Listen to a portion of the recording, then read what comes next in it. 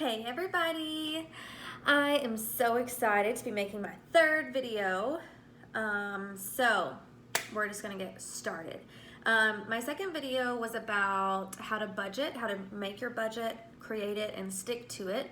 That involves the envelope system that many of you have reached out to me and showed me that you're starting it and that it's working and you're paying off all this debt, and it's just crazy the amount of people that have reached out. So thank you so much. If you have any questions, obviously continue to reach out to me because I can definitely try and help you. I'm not a genius. I'm not super great at all this yet, but I'm getting there, and together we can get there also together. So real quick, my allergies are crazy, so I sound like a duck. Just ignore that, okay, because it's Corpus and it's terrible, so whatever. Okay, so a couple of things I wanted to clarify. People had asked me a couple of questions as far as like from the last video, so I just wanted to answer some of those questions. So one question someone asked me is paying your bills online okay? Because I think I made it seem like you need to take out, every time you get paid, take all of your money out and put it in cash. That's not what I meant, I'm sorry.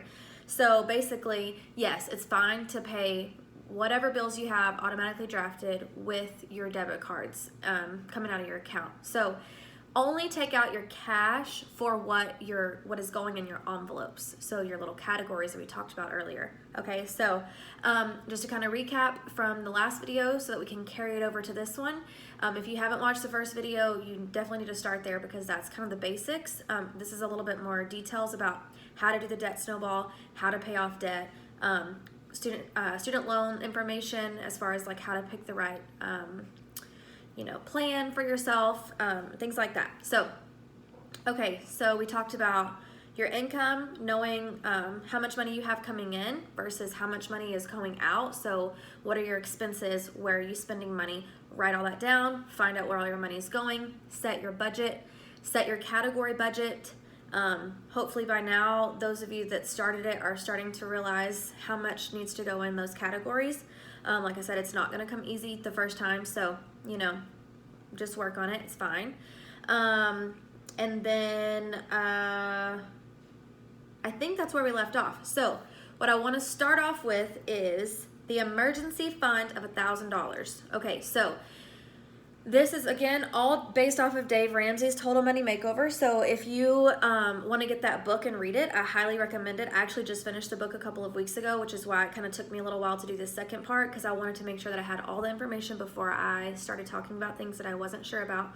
So emergency fund of $1,000. So you haven't paid off any debt yet, okay? This comes before that. So you've fixed your budget, you know how much money you have coming in, you know where your money is going, then you know how much money you have left over. That magic number that we talked about, how much money do you have left over to the penny, to the single penny, of how much money you have to put towards something else, okay? So the first thing you need to do before you get any debt paid off is you need to get a savings account of $1,000, okay? $1,000. He says $1,000 because that's gonna cover any basic things that happen, medical bills that come up, you go to the hospital or whatever and you have a copay of like $400 or something crazy, you have that to cover, or your motor goes out in your car, anything like that will be covered in $1,000. And then before you move on to pay off any of your debt, if you have to spend any of that savings, $1,000, now this is an emergency fund, so only emergencies, people. A sale on a new couch is not an emergency, okay? So that doesn't count. Actual emergencies that you cannot get around.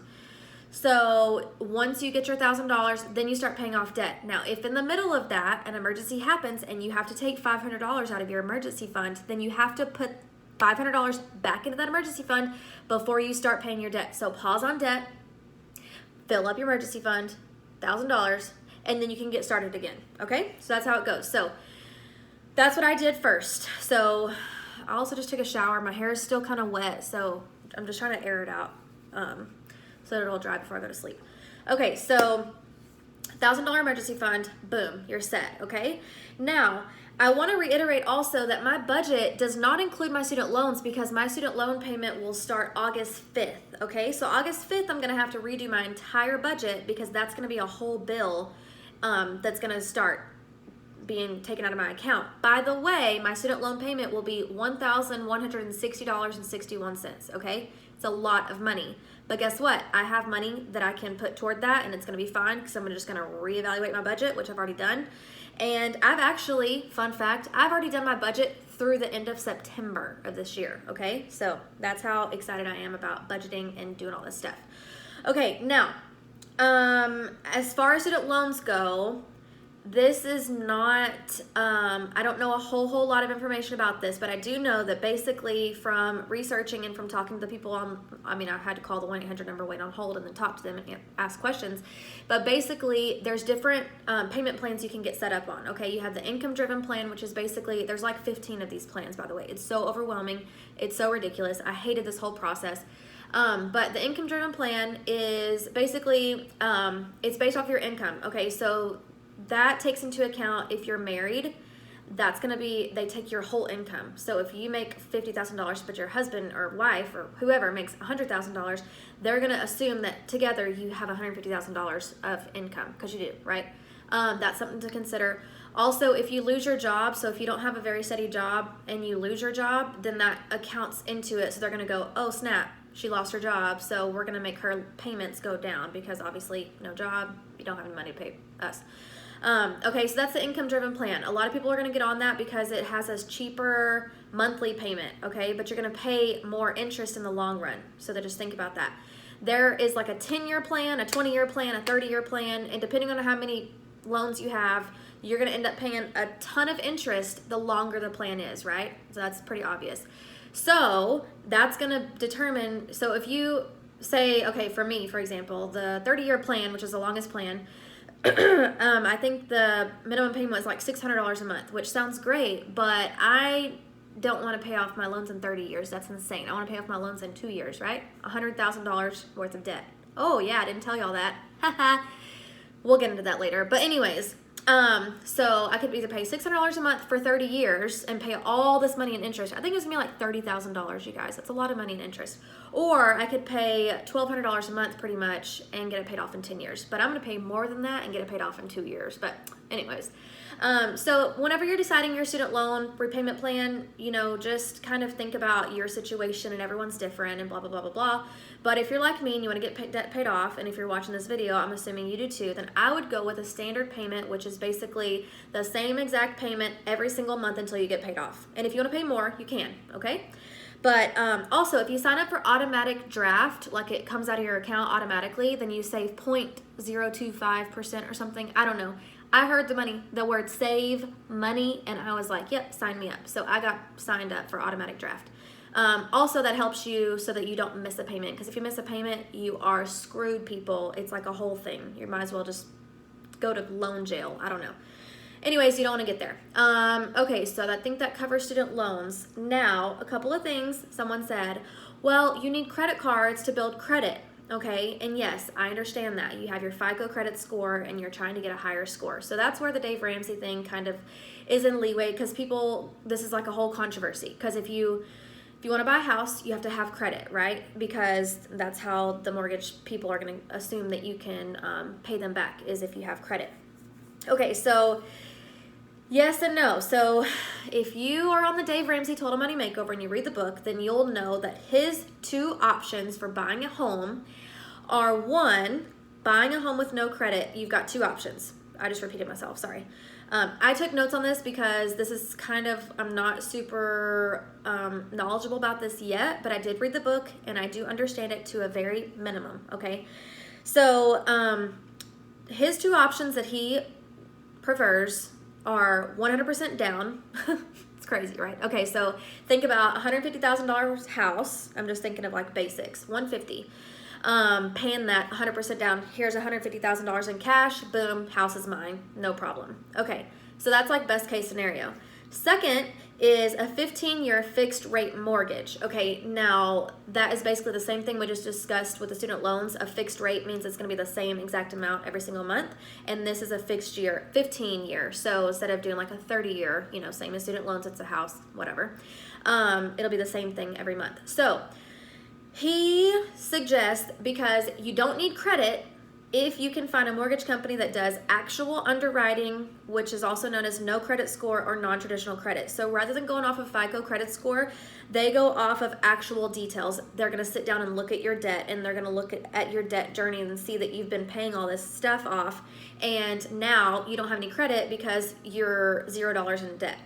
So they're going to take that into account and be like, oh yeah, well now you have all this money that's coming in with no bills except for like your basic utilities and stuff. So we're going to give you this loan because we trust you, because we see we're getting to know you. It's more of a personable thing. So there are mortgage companies out there that do that. You have to just find them. His suggestion is if the first person says no, go to the second person and ask them, et cetera, et cetera. So just find someone that'll do it for you. Now, if you think about the 100% down plan, I know that sounds insane, but if you think about this, so I actually looked at this to see if it's possible and to see like how crazy that sounds. Let me put it into realistic for you, okay? So together with Tez and I, our bills right now are separate because we're not married. Another thing that we suggest, look at me, I'm in the Dave Ramsey team now. What we suggest on the Ramsey team is that you don't combine your debt until you're married. You don't combine your expenses and all of your stuff like that until you're married, because otherwise it just becomes this whole thing. So I think I told y'all that last time. Tez and I's stuff is separate right now. So, but combined, our expenses every year with rent, bills that we pay, and his car payment, and our cell phone, and electricity, and yada, yada, yada, gas, groceries, all of our categories that we talked about, minus the wedding, of course, but minus debt, okay? So this is assuming that debt is paid off. Our expenses are only $43,260, okay? So say together, Tez and I make $150,000 a year. If we can live off basically 50 grand, which is $7,000 less than what our actual expenses are, then that's gonna give us $100,000 in 1 year that we can save, okay? So after we get debt paid off, we are living off of the same budget that we were on before we were debt free, and our only expenses are $50,000. So we're getting to put $100,000 in the bank. Okay, so if we save up for 2 years, that's $200,000. If we buy a house, it's $200,000. 100% down, here you go. The house is ours, no payment. Okay, so that's how it's actually more realistic and it's more doable than you think. Whenever you hear the 100% down law, that just sounds insane. And I get that because I thought the same thing until you put it on paper and then you're like, oh, actually, it's not that hard. Okay, back to the credit score situation. Everyone's like, oh my gosh, you have to have a credit score. Okay, well, the whole Dave Ramsey method is that you don't want to have, back up. It doesn't matter if you have a high credit score, because you shouldn't be borrowing money, whether that's a house, a car, or whatever. You shouldn't be borrowing any money. So why would you need a credit score to be high if your whole goal is to be debt free and to pay everything in cash, right? Okay, so yes, that is like the basic thing right now. But I was talking to Tez about this, and he wants to get into real estate. He wants to get into investing, things like that come a little bit later after we have our debt paid off, which I'm totally down for. I'm just not there mentally yet because I need to have all my debt erased before I can like even think about that. So basically, there's like a controversial thing right now because Tez doesn't necessarily believe that you should not have any credit at all, because you can use that as leverage whenever you start investing, okay, which I don't really know exactly what that means yet, but he does, so he just wanted me to point that out to you guys. So if that is like, that's way off in the future from now, but I just wanted to like say that and just address it because a lot of people have just been like coming at me like crazy, like, well, you need a credit score, oh my god. Okay, y'all, chill, okay? That's way off in the future, first of all. Second of all, really quick about the house, you should not be buying a house until you are 100% debt free, okay? So like, I know a lot of my friends right now are in the process of like buying a house, and that's great, and I'm happy for you, blah, blah, blah, blah, blah. But Tez and I personally are not even going to think about buying a house until we have all of our debt paid off and we have at least a 25% down payment. That's our goal, okay? So why people are like, oh my gosh, but when you're renting, money's just going out the door, right? And you're not putting money toward anything. Okay, yes, I get that. And again, this was my mentality whenever I first started this journey. But if you think about it like this, if you have a budget set and you have rent, you know what? I might have talked about this last video. I'm not even sure. I'm going to go ahead and say it anyways again, just because I'm not sure if I did or not. So I explained it like this. If you have rent, that's set, right? $1,200 a month, $1,000 a month, $600 a month. Whatever your rent is, it's set in your budget, and you can budget for that. If you have an apartment and something goes wrong, they fix that for you, and you don't have to worry about it. If the hot water heater goes out, okay, your rent is still $600 a month, no matter what. If it floods or whatever, then you don't have to worry about that. That's included in your rent. Now think about it. If you own a house, if the tornado comes through and rips off the roof, then you still have to pay an insurance deductible and all that kind of stuff. If your hot water heater goes out, that's on you. If you need new floors, if you need new refrigerator, if you need new whatever, the yard man, all of that stuff, you cannot budget. And if you own a house, you cannot budget because there are going to be things that go wrong that you don't plan for, right? As a homeowner, if you are, or if you know one, then you know that. I mean, a tree falls down and hits your house and whatever. There's just a million things that could go wrong. The point is, you cannot budget if you have a home because things are going to go wrong. So until you're 100% debt free, you shouldn't even be thinking about buying a home because you need to get your affairs in order first. Makes sense to me, right? Also, if you have $100,000 worth of debt, why would you want to buy a $100,000 house or even more? That is just mind-boggling to me. That's going to stress me out even more. I don't even want to think about having a house payment until, which is basically the amount of my student loans, right? Okay, so think about it. My student loans are $1,200 a month. A house payment is about $1,200 a month, depending. So that's going to be not only one, but two $1,200 a month payments. That like makes me want to have a heart attack. So no, I'm going to get rid of all my student loans, all my credit cards, the car, every single thing that we can pay off, we're going to pay it off, right? $0 in debt. Then we're going to save up 25% at least, put that down payment down, give us the house. Thank you very much. Bye. Okay. So I think that kind of like clears up all the stuff that I didn't talk about last time and that I've been like asked in the past. One quick thing I just saw. Pause. Yeah, I'm real extra. I have all these wine glasses behind me. I have like tons of these. So if you're thinking about getting me a gift for whatever reason, because I just changed your life, wine or wine glass. Okay, sorry. So consolidating your debt. Don't do it, people. Do not do it, okay? So this is one thing that I had a question about also, because when I called the student loan, Navient is mine, they tried to talk me into consolidating your debt, which is not a good idea, because what happens is, so I'm going to show you an example, okay? I have these graphs that I made because I'll show you in a sec where as I pay off my debt, I cross it off and it makes me feel like a baller, okay? So it's just like a visual thing. It's all about the, crossing that off your list or whatever. So this is my student loan payment, student loan amount here. Okay, so each one of these is a different loan. Beep, beep, beep, beep, beep. At the bottom, you see they have the percentage rate of the interest, okay? So my lowest interest rate is 5.3 and my highest interest rate is 7, okay? So what happens whenever you do this, whenever you consolidate your debt, is basically they take all of these debts and put it in one big lump sum. So say it's about $100,000 because it is. Then they're going to average all those interests together and make you have one interest rate, okay? Which you think, oh, that's good, right? Because my 7% is going to go down to 6 and my 5, oh yeah, but your 5 is going to go up to 6.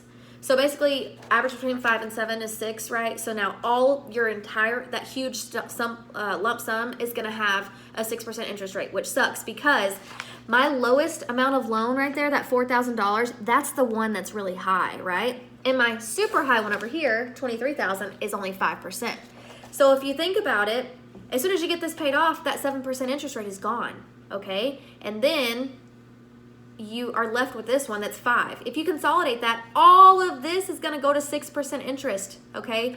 Now, there's a lot of numbers in there, yada, yada, yada, but just trust me whenever I say don't consolidate. It's a really bad idea because you can put extra money toward each loan as you go with a debt snowball if you leave it like this, okay? So don't consolidate. If you already did, it's okay. It's going to be fine. You're still going to pay off your debt, no problem. But if you haven't already and you have the option, don't consolidate, okay? Do more research on it if you want. Text me or call me. I don't care. I'll explain it to you more, but I just want to move on to the next thing. Okay, so now what you should do whenever you've got your budget, you've got your $100,000 savings, now you need to start paying off your debt, right? The fun part. This is what is so much fun about this whole thing. Okay, so how do you do that? You go to creditkarma.com. Creditkarma.com, it's free. It really is. They don't mess with your credit score, all that crap. So just go there, make a little account, sign in. And it has all of your debts listed, okay? And also what it has is it has them broken down into different sections, okay? So the first section is credit cards. The second is anything that's gone into collections. And the third is going to be student loans. There's also a section for like car payment if you have a car or a house or whatever else is tacked onto here, but this is just mine personally, okay? So I'm showing you guys here. So I have, now this was before I started paying off my debt. This was my original one. This has already gone down because I've been paying off debt like a baller. I've used that word twice, so that's not cute. But anyways, so I had about $6,000 in credit cards, $1,500 in collections, which is my medical bill, and then $103,000 in student loans, you guys. Oh my gosh, you have $103,000 in student loans? Yes, I do. I sure do. And I know a lot of people that have more than that, and I know people that have less than that, okay? We're all on our own journey here. Don't judge anyone for the amount of debt that they have. That's why I'm being very transparent, because it's just a whole thing, okay? Money's a taboo topic, but I don't want it to be because that's ridiculous. And how are we going to learn if we don't talk about it? So here's my debt, $111,323. Now, if I add that to Tez's debt, okay, because he's in the same boat as me, right? He has a car, he has credit cards, he has student loans. Whenever we get married, you guys, if we didn't pay off a single amount of debt, and by the way, interest is going to be accumulating, our debt is totaling about $200,000. $200,000, okay? Now, we've done the math. We've written this out on paper. We've been doing our homework. And guess what, you guys? We're going to be paying off $200,000. And guess what? Less than 3 years. Our goal is like 2.5 or 2. It's a little bit iffy right now because I haven't started paying off student loans yet. So once we get that in, we'll really know. But $200,000 of debt in 2 years. So what most people will be paying off $103,000 worth of student loans in 30 years, that's insane. You're stupid. If you sign up for a 30-year payment plan and it takes you 30 years to pay off your student loans, I'm sorry, but you're stupid, okay? I love you, I do, and I want to help you, but don't do that to yourself, guys. Why would you want to be in debt for 30 years? That's insane, okay? Stupid, just stupid. So I'm going to show you how to do the debt snowball. This is the funnest part. Okay, real quick. Sorry. Okay, so what I did is, so I did this first, right? It's all categorized. It's all pretty there for you. The real hard truth of how much money you owe to everyone except yourself. I made a little graph, okay? I showed you guys this last time. Now, if you notice the ones that are colored in, that's because I paid it off. So look at me being a boss, you guys. I only have this one to pay off, okay? Because I've been doing great. So I paid off my care credit. I paid off my medical bill that was in collections, by the way. So my credit score increased. Not like I care, though. And my Discover, which was like $2,600 or something stupid. No, it was only $1,900. Okay, whatever. And now this one, which is like almost $3,000, which I've had this credit card forever. So I'm so excited to pay it off. But anyways, my student loans, if you notice, have nothing on them because I have not started making payments yet. But once I do, I'll start crossing it off. And that's going to be great and dandy. This is not a necessity, you guys. This is just for yourself if you really want to have this so that you can, every time you make a payment, you see, I just like colored in and it's so cute and fun. So that is what I would suggest. Now, I have my minimum payments at the bottom written down here.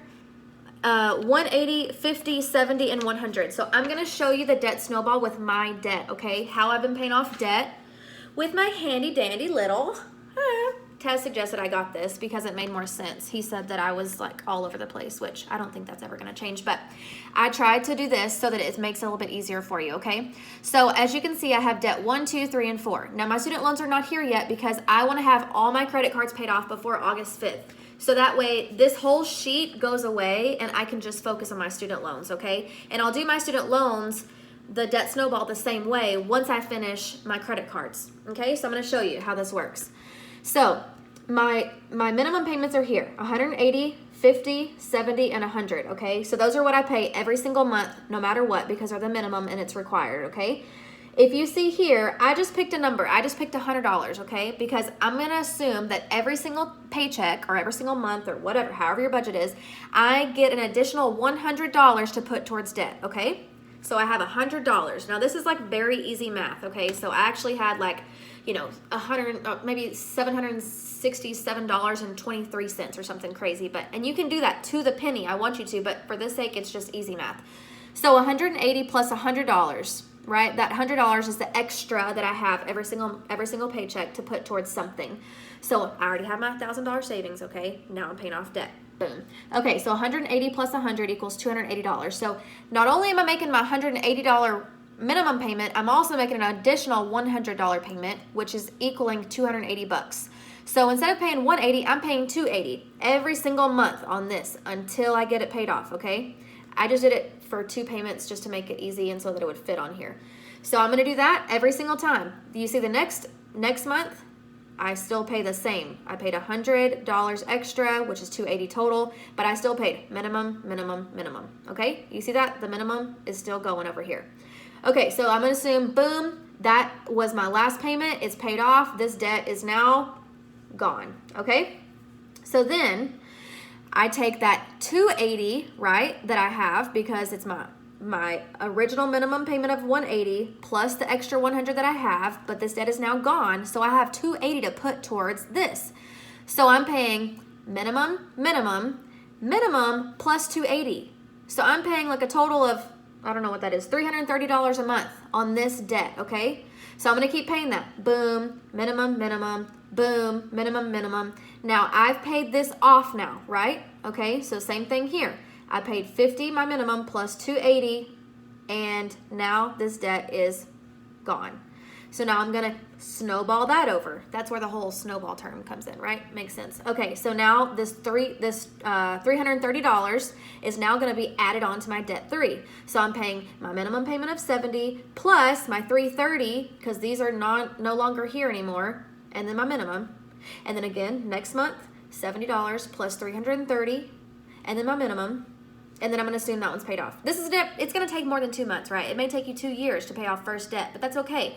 I'm just doing this for, purposes. Okay, so I paid off my minimum. There's $330 extra. And now, boom, that debt is paid off. Now this debt is gone. And now I'm going to carry that over to here. That's $400 extra that I've accumulated because I've been snowballing all this. And now this debt is just gone. So now instead of paying $100 minimum, I'm going to pay plus $400, right? So then that $400 is going to add onto that $100, and then I'm going to pay $500 a month, and the next month $500 a month, and the next month $500 a month until I get it paid off, and then boom, that debt is gone.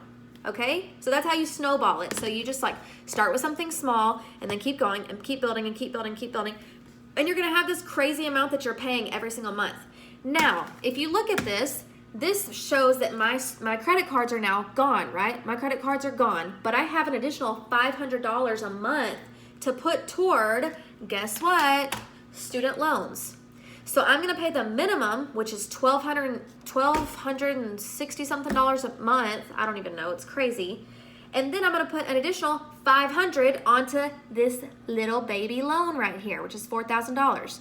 And I'm going to pay $500 a month, $500 a month, $500 a month, $500 a month until this debt is gone. And then I'll carry that over to this one, and then this one, and this one, and this one. You get it? Okay, so basically that's a debt snowball. You just keep snowballing it on and on and on, and eventually you get all that paid off. So I did that, you guys. I started off, and I paid off this one, and then I snowballed that, and I paid off this one, I snowballed that, and I paid off this one. And it goes way faster than you think, as long as you're sticking to your budget, okay? Your budget is like the main thing. And those of you that I've talked to, you started to realize how much money you're spending on crazy, stupid stuff, and how you've gotten super crafty and, what's the word I'm looking for? Creative on ways to have fun and ways to save money and things to do that are still, you can still have fun, but not just go bankrupt and be stupid with your money. Okay, so that's the debt snowball. That is my dirty little secret. Tess and I are going to be paying off $200,000 of debt. It's like actually 190 something thousand, but for easy math, $200,000.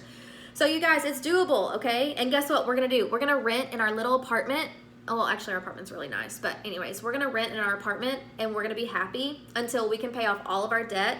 And then our debt's going to be gone. And then we can take, by the time I'm snowballing this extra payment is going to be like $3,000 a month or something crazy. Well, maybe not that. But either way, you get it. It's going to be a huge amount. And then once that debt is paid off, you guys, all of that money is going to go towards savings